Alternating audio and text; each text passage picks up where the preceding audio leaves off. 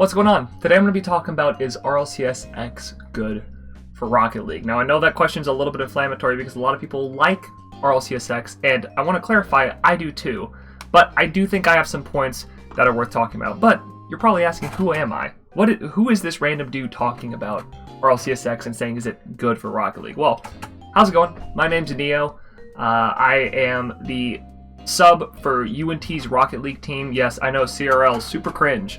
I've been watching RLCS X since Season 2. I actually vividly remember watching Flipside Tactics when Season 2 on a Sunday at noon when I was in a Chili's with my family, and I totally was not enjoying the dinner with them. I was just watching Rocket League.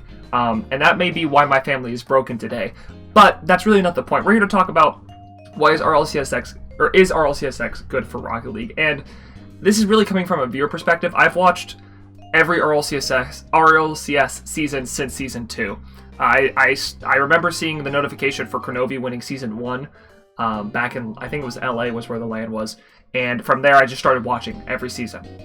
I was there when Niels Cook won MVP in Season 3 for, I think it was XL was the team he was on. And that was shocking because I don't even think they made playoffs, or if they did, it was very late in the season. But we're not here to talk about that. Shut up, Landon. We're here to talk about, is the new season, RLCS X, which is right above me, is it good for Rocket League? And there's a lot of things that go into that question, but to start off, let's get a little bit of history about what happened to RLCS and how it got to where it is today. So, to start off, let's discuss what is RLCS X and how is it different. So, from April 2016 to August 2020, RLCS was the main professional league tournament and still is, and it consisted of 8 to 10 teams in a round-robin format. Single round-robin, not double round-robin. Season 1 was slightly different. I honestly, because I didn't watch it, I don't really understand the full concept of it, but for most of the time that RLCS has been around, it's been a round-robin format with 8 teams and then 10 teams in Season 9, February 2020. They added 2 more teams. Top teams from each regional, NA and EU in Season 1, OCE was Season 3, and SAM was Season 7. We'll go to the World Championship at the end of the season to find who's the world's best team for that season. There'd be 2 of these leagues each year. One for the spring that had a championship in the summer, and one for the fall that had a championship in the winter. After an outcry from fans and letters from multiple orgs earlier this year, or earlier, I guess, 2020, the producers of Rocket League and hosts of RLCS, Psyonix, decided that it was time for big changes, and RLCS X was announced on July 1st, which had a lot of changes to it. And I know I'm kind of covering the text, but you're going to get the idea. RLCS X would now be an annual tournament rather than a biannual tournament. It would consist of 3 splits, including 3 regionals and 1 major. The first split would consist of 32 teams, you see that right above me. The second split would be 24, and the third would drop it down to 20, which is right there behind my chair.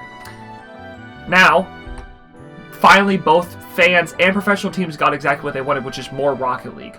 And we'll kind of talk about why RLCS X is good and how much more Rocket League they were playing. But the question is RLCS X good for Rocket League esports scene? And the answer is absolutely. I mean, without a doubt, it is good for the RLCS X, or it's good for RLCS teams. I mean, and we're going to go through 3 reasons why it is so much better than what we used to have. But at the same time, I do think there's some flaws that should be addressed from a viewer perspective. And I can't really speak for a pro perspective because I am not a pro and I've never been on a professional team nor sub for a professional team or coached or anything. But as a viewer, I think there are some things that should be addressed, and not just with production, but with how the tournament is run. But first, let's talk about the positives, because I really do want to talk about the positives of why RLCS X is good.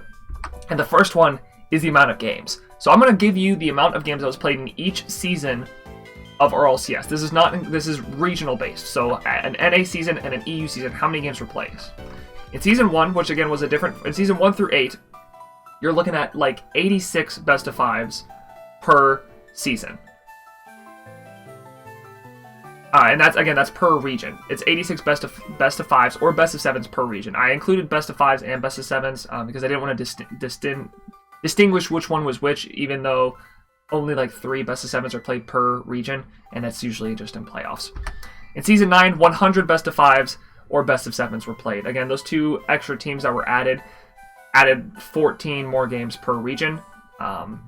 And then you're also including World Championships, and those kind of change things as well. But then we moved to RLCS X. RLCS X Fall Regionals had 107 matches played. This was the Swiss format with 32 teams, and that's going to give you a lot of games when you're doing 2 groups of Swiss. I think, yeah, it's Swiss, so they end up, most teams will play, if the best teams will play 3 games, and then we'll move on to the playoffs, or the next bracket, they'll play another 3 games, right? But again, 107 games were played in each of the Fall Regionals per region. And then Fall at RLCSX Fall Major, 41. Again, it was bumped down to 16 teams, so there's really only one group. One group goes to 8, 8 goes to playoffs. Winter had 46 best of 5s played. Winter Regionals, Winter Major had 22. Spring Regionals had 59. As I record this video, we just finished Spring Regional 2 in NA, where Space Station took back another win after not winning anything, I think, since Fall Major is when they last won a tournament in RLCSX. And I have not included, in these statistics, I have not included Spring Regional 2 for both EU and NA. I did these statistics before then, and even though those tournaments have passed, these statistics are for Spring Regional 1, so you can take it for what you will. I promise you, not a lot has changed, other than more games being played, more money, and we'll get to that in a bit. RLCS Seasons 1 through 9 took place from April 2016 to March of 2020, 4 full years. Over those 9 seasons, 788 official matches were played. Each team would play at least 7 official matches, because being that they didn't make playoffs or worlds. So the worst team in the region would play at least 7 matches in those 8-team leagues, right? So you're looking at a total of 788 official matches played, and those were streamed too. But that is for 4 years, and that's how many matches we got, and that's NA and UU. I'm not including OCE and SAM. I'm not too familiar with those leagues, but to be fair, RLCS really pushes NA and EU more than anything. They don't even stream their regionals on the mainstream, other than their majors. But on the other hand, RLCS X has taken place from August 20 of 2020 to March of 2021, less than a year. Over that singular season, 1103 official matches were played. Over 300 more matches were played in less than a year, compared to 4 years of RLCS. 4 years of RLCS seasons 1 through 9. It's hard to calculate how many of these matches were, how many matches each team plays, since some teams don't make all the regionals, and it depends on how far they got on the Swish or double elimination. It's hard to say how many each team are playing, but regardless, they have overall increased the amount that each team is playing. I want to include here that this does not include the grid, which would increase these numbers even more. However, I chose not to include the grid in these statistics because I wanted to use just official RLCSX tournaments that give RLCSX points. Even though the grid does give a wildcard spot into majors, they don't really give you any points that go towards making worlds. So, other than having other than that, like there's not a lot. So the grid is mainly just for organizations to push their teams through streams and more consistent tournaments, right? But outside of that, we're looking at regionals and majors here, and we're comparing that to RLCS seasons, which is really what the main comparison should be. So again, you're looking at so many more matches in RLCSX, which is a good thing. It is, and they may not all be streamed, but the players are getting more play time, which is what we want to see, rather than playing 1 to 2 best of 5s every weekend for 5 weeks in a season. The next good is going to be the money. Now, I will never see any of this. You will never see any of this, but to an organization and to players, this is really good. I'm going to show you guys the top, I think it's 8 teams, the top 8 teams earning-wise in all of RLCS.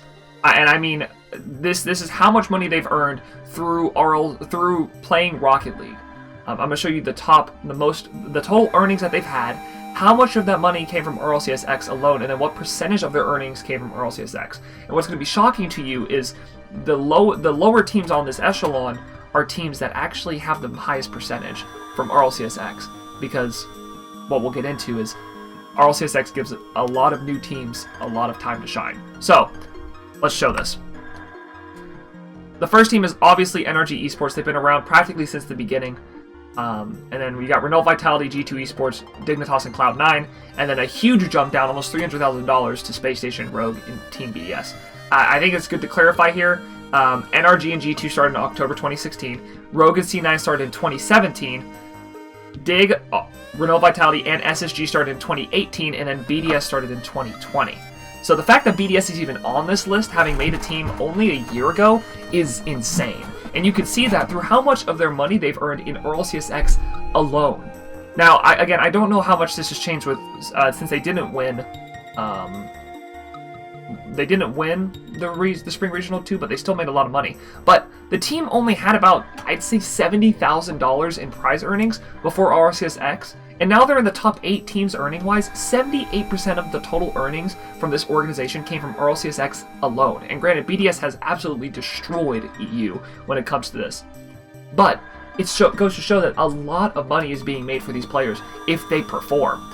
Space Station, who's performed relatively well, I'd say they did really well in fall. They obviously did really well in the recent major. Has made 31% of their total organization earnings through RLCS X, despite the fact that they were around, I think, Season 8 when they picked up Bread. They've been around for a while and been in RLCS Seasons 8 and Season 9 and making it to Worlds in Season 8, which means they got a lot more money from that too. So the fact that a third of their prize pool money comes from RLCS X is kind of insane. That's gone up since they won the Spring Regional 2.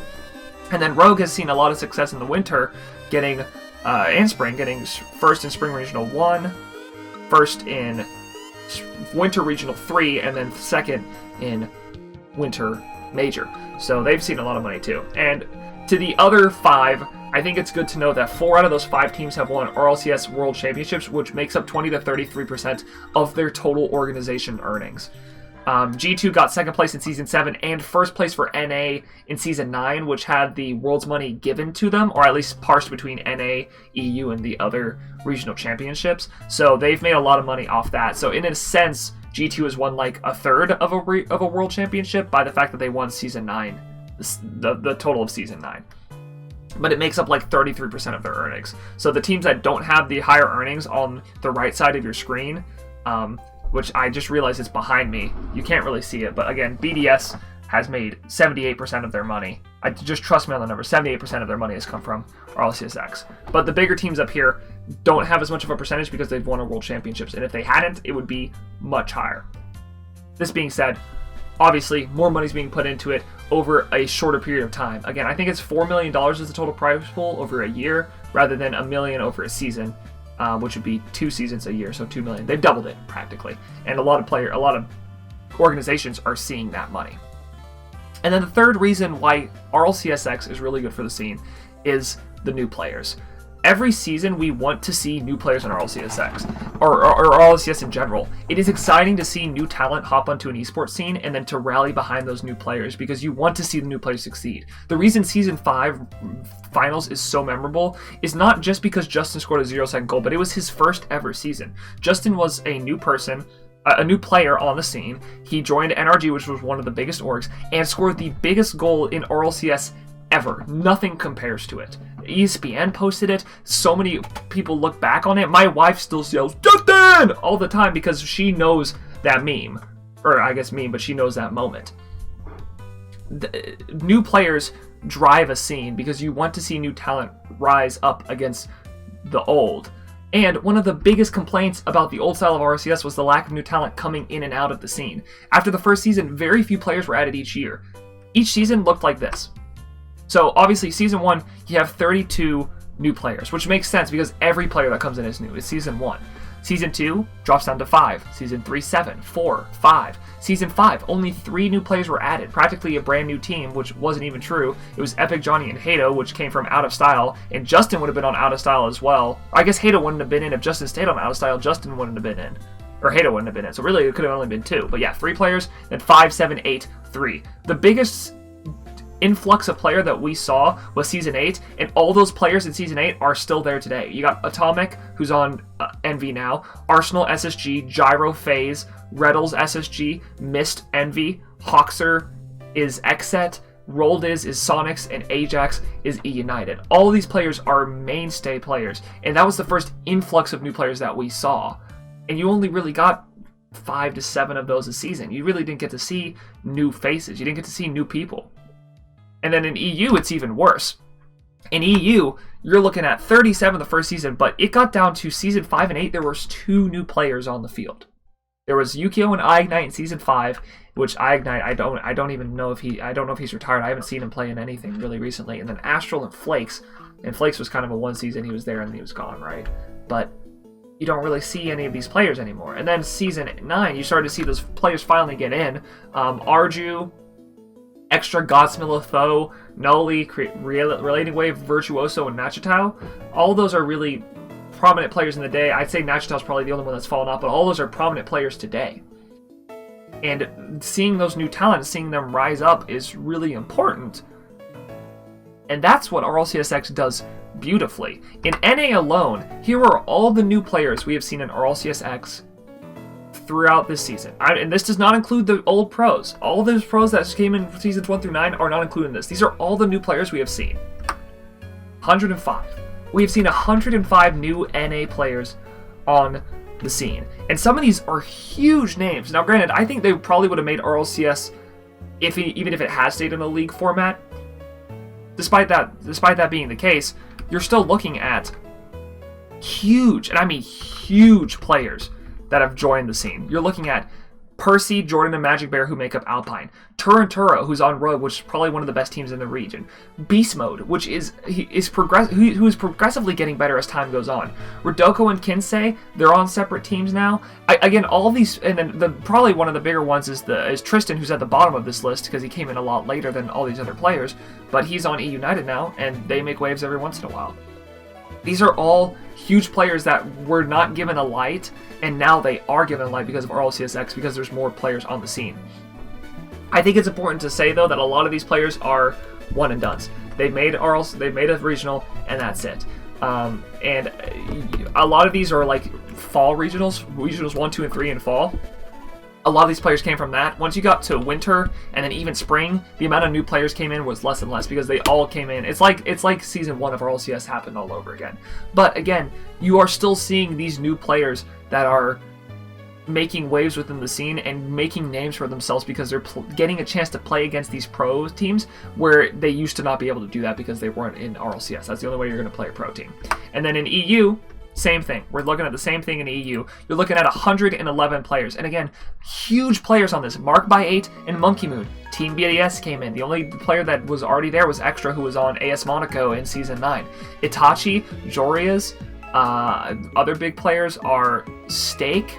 I mean, there are huge players on this list. Atomic, I think, is on Queso still, right? I'm pretty sure he's still on Queso. He was a huge player. They just won the most recent regional. Demensa, I think, is also on that team and just won the most recent regional.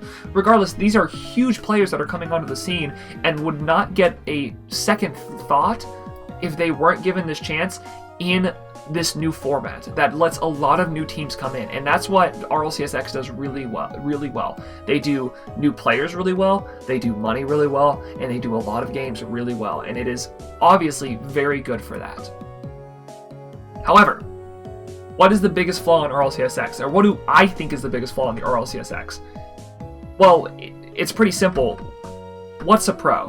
What is a pro in RLCS? Or, let's say this a little bit differently. How do I become a pro in RLCS? If you are watching this video and you want to become a pro, how do you do it? Or what defines a pro? Because if you don't have a definition for what a pro is, how do you become one? So, I've had, before RLCS was around, it was very simple on how you became a pro. It looked like this. You qualify for RLRS through qualifiers, which is pretty simple. You get top 2 in RLRS to go to a promotion tournament, and then you get top 2 in promotion tournament to get into RLCS. From seasons 1 through, I think, 8, that was the way to do it. Or in season 8 and 9, it was if you get first place in RLRS, you automatically go to RLCS. That's how you become a pro. The pros were RLCS. Of course, you could always just be discovered and added to a pro team, but generally this was the process you would go to make it through RLCS. I can't think of a single person who's made onto an RLCS team that wasn't on an RLRS team. And I'm sure there probably is one that I'm not thinking of, but that's it. With this format, there are generally only 24 pros per region in seasons 1 through 8 and 30 pros per region in season 9. This is why each new season, there were generally only 3 to 8 pros. A lot of the pros kept their position, but there are only 3 to 8 new pros, right? Because there's only 24 or 30 of them. only so many can sub in and out. You're going to keep pros each season, right? Justin's not going to play one season and not play the next. Garrett G, Squishy, all these players that are mainstay in the season aren't going to play one season and not play the next. But then the question is, what makes an RLCS X Pro? And I've asked a lot of people this question since I decided to do this video. A lot of people that I'm friends with who watch a lot of RLCS. What is a pro? What makes a pro? And I've heard a bunch of things, but I'm going to argue some of them, and I'm going to give one that actually has some merit. Top 10 teams was one that I heard, and here's the issue with top 10 teams. Top 10 teams change positions all the time in the format because it's a point-based system, right? At the time that I wrote this, which I think is a little bit different now, I think it's a 90-point difference, or I'm not sure what the exact difference is, but NA's 9th and 10th place team were 60 points apart, which means within one regional, you could go from being a pro to not being a pro, which doesn't... How does that make any sense? How could you go from not being a pro to being a pro in one regional? Another thing I heard was sponsored by an org, but the biggest issue with this was... This goes both ways, right? The Peeps were a top 6 team in North America all season, all RLCS X, and didn't have an org until recently when FaZe picked them up. Top Blokes, while financially backed by investors, do still not have an official org. They don't have an official org. They are just Top Blokes. And while you could say Top Blokes is becoming an org with their backing, it's Top Blokes, right? It's not one of the mainstay orgs that you think of. And then FC Barcelona, a sponsor team, but they aren't even top 20 in EU right now, based off X. Are they pros? Because they have an org behind them. And then the other one I heard was, did you make a regional? And again, we talked about this with the new players. There are plenty of players that have made one regional and never been in another one. They've made one and that's it. Especially since the regionals have less and less players per split. You're looking at 32 to 24 to 20. There's less teams per regional, and that means a lot of teams are going to make the fall regional, and then now they can call themselves pros because they made that one regional. I don't think so. The one argument I have heard that's actually pretty good is making a major, fall major. A lot. If you look at all the teams that made the fall major, all 16 teams, they're all teams I would consider, yeah, those are probably pros. They're either backed by orgs or they're good enough that they're like top 10 NA and they're working really hard. You can tell that they put all their time into it. They're probably pros, right? And that's maybe what people should start considering as a pro is if you make a major, you're a pro. But there's also some teams that can be one and dones. Are they pros? I don't know. It's tricky, right? Because RLCS used to give us clear, this is what a pro is. It is these 8 teams or these 10 teams, and these are our pros, and these are our semi-pros in RLRS. And now, we don't know that. But the question you're probably wondering is, why is this a problem? Why does saying you're a pro and you're not a pro really even matter? And there's a couple reasons. One, motivating new players. I think a lot of players are motivated to make those RLCS regionals, but again, you make one and you're done. How do I become a pro? Especially to think about a kid who's 12 right now and is going to be able to be eligible to play in RLCS X in 3 years. And he's thinking, I want to become a pro. There's not a huge timeline on how he can do that other than grind the game and maybe some 6-mans, which is unofficial. It's not even really sponsored by Rocket League, or by Sonics. Like, granted, there are tournaments that are sponsored by RL 6-mans, and 6-mans is a good way to tell skill, and it's how pro players find you. But outside of that, I mean, how does RLCS define what is a pro? That's what I'm trying to ask, because that's what a kid who's wanting to grind up to become a pro is going to ask, is how does this organization deem what is a pro and what isn't? The second is, it doesn't really encourage orgs to get into the scene. I put in franchising here that is dangerous yet incentivizing. I don't really know how I feel about franchising. I think franchising is very scary because it takes a lot of power away from the players. I think one of the reasons RLCS does so well right now is it gives the players a lot of power in how their teams are built. Now, while they're sponsored by orgs and there's orgs pushing them one way, at the end of the day, the players own the position with the 2 out of 3 player rule, right? Like, granted, they'll lose all their points, but they have more power if they just want to. They have more say in the matter rather than like LCS, where a team can drop their entire team because they own the franchising slot and bring in completely new players, and you can go from being a pro to not being a pro in a minute. I think encouraging orgs to get into the scene is a good thing, and if you don't know what a pro is, or there isn't a clear definition of what is a pro, how do you tell an organization I'm a pro in Rocket League? Okay, are you? You've made one regional. Well, technically, yeah, I'm a pro. Why am I going to sponsor you? Why is a big org going to sponsor you? And I think that's one of the reasons Peeps had one of the hardest times getting into the RLCS, or getting an org to push them in, is because consistently it's hard for an org to say, I'm going to put a lot of money into you, when there's no guarantee that 1, you're going to make worlds, that 2, you're going to do well each regional, because you could just stop making regionals all of a sudden as soon as I sponsor you because you could become complacent. And 3, I mean, it's scary. It's scary to put a lot of money into something that you don't know what is a pro and what isn't. What defines that? And then finally, it's helping the amateur scene. As someone who does a lot in CRL, this is something I feel a little bit more heavily on. A lot of talk has happened in the collegiate scene of, do we disallow pros to play in CRL? They're already making so much money for RLCS. Why should they be, and being sponsored by orgs, why should they also be allowed to take collegiate money from players who are going to school and grinding their butts off to play just in collegiate because they don't have the ability to play pro or whatever the case is? And if you don't have, the issue we've run into is, what's a pro, right? Again, the question, what is a pro? How do we ban pros from playing in CRL if we don't even know what a pro is? What defines a pro? So I think a lot of amateur scenes probably want to distinguish themselves as amateur scenes, but they don't even know how to define what is a pro and what isn't. They could do it based off 6-mans, but again, that's not official. If you want to use RLCS terms, there's official and unofficial. So that's just one way to think about it. I'm going to talk about how we can fix this for a little bit, but before we do that, there's a word from our sponsor for this video.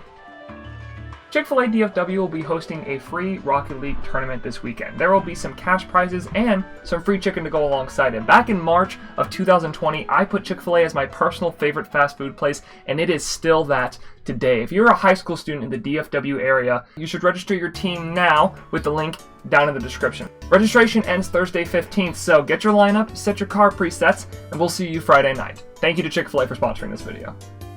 So the question is, how do we fix this? How do we take what is not working, or in my opinion, which has an issue of not having a defined pro scene, or what defined pros are, and how do we make it better? I think the first thing they need to do is they need to use the grid a lot differently. I think the grid is great for the current organizations that use it. I think the G2s, the BDSs, the Vitalities, the NRGs, the big orgs benefit the most from the grid because they can put their team in front of people's faces more consistently. I liked it more when it was weekly. I don't really like the format we have this season where it's like a round robin format because you don't get to watch it every week. I think watching it every week for 9 weeks was a lot of fun, and I don't know if maybe players complained about it and didn't want that anymore. I like that the most as a viewer, but obviously I'm just a viewer. I'm not the one playing the games, so maybe that's a little bit unfair for me to say. I think there should be a second grid for semi-professional teams though. I think it gives the 3 to 4 semi-professional teams more consistent coverage by official Synox Productions, and I think there should be a second grid, right? If you're going to have a 16-team grid, maybe have 16 through 32 play in a second grid.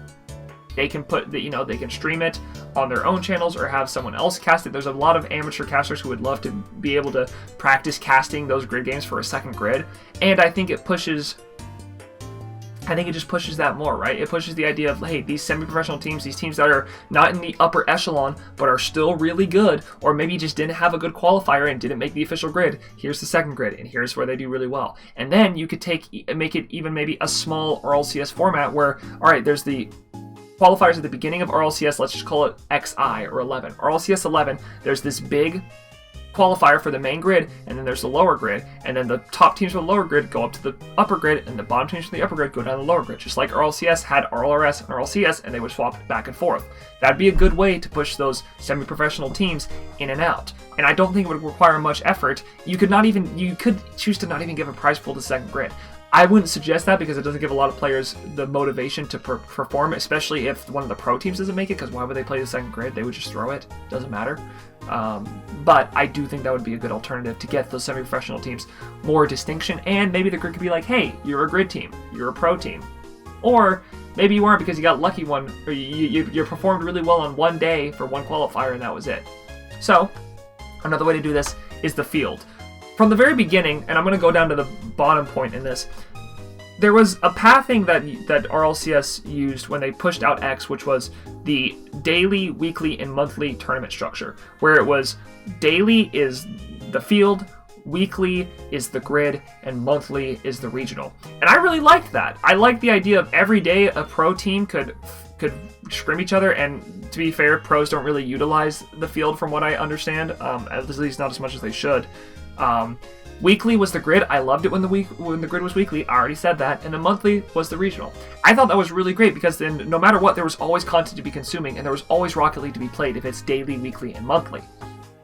And the field right now is heavily underutilized. There's a small bit of prize money, but really it's just used for extra scrims. I know for a fact that UNT used to use their field just to get scrims against high-performing teams that were also in their division of the field. Why not create incentives for for playing the field, like a guaranteed regional spot? Like, hey, this upcoming regional we're going to have, you know, and we'll talk about this later, but we're going to have, you know, our consistent split teams, and then a qualifier, and then a guaranteed field spot, because then those people who are grinding their butts off in the field actually have a reason to grind. If they can't, say they can't play in the qualifiers because of time constraints, alright, we'll just play the field every day and work our butts off to get into the regional through the field. And since it's daily, that will be a new team each and every month for the regional. That's a good way to incentivize people, hey, play the field. And it also gives, again, when we're talking about that pathing to becoming a pro that was in RLCS previously, you look at the field and you think, okay, I can make it to a regional by playing the field. And if I make a regional, and if I play the field every time, I get first in the field every time, then I make the regional every time. And if I make the regional every time, I get more eyes on me. I get more viewership. I get people noticing me for my skill and possibly get on a pro team or get an org to sponsor me. And then you have more of an idea of what it looks like to be a professional full-time Rocket League player. And then also, alongside this, we're going to talk more about pathing in the sense of, I think another RLRS should be made. This unfortunately does go against the mantra of anyone can make it, which is kind of what RLCS X pushes right now, is this anyone can make it into RLCS X. And obviously, we've seen that. I wouldn't say anyone, like a Plat 2 isn't going to run and make RLCS X, but the fact that 105 and 111 players respectively for NA and EU made RLCS X regionals and were new players shows that really anyone can make it and anyone can make waves. When Magnifico came out, which is now Team Queso, in the fall regionals, Greasy Meister, Demensa, and who was the third player? I forgot who the third player was. It was Greasy Meister, Demensa, and another one.